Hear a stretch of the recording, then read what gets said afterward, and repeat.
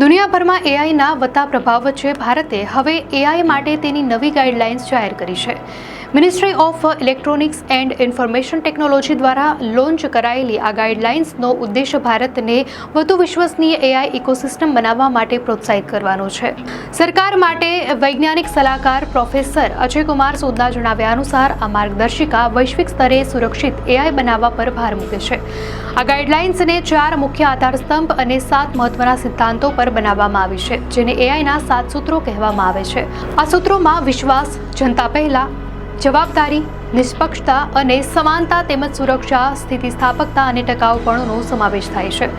મહત્વની વાત છે કે સરકારે એઆઈ માટે કોઈ નવા કાયદા બનાવ્યા નથી, પરંતુ ઇન્ફોર્મેશન ટેકનોલોજી અને ડેટા પ્રોટેક્શનના જૂના કાયદાઓમાં જ એઆઈનો સમાવેશ કરવામાં આવ્યો છે.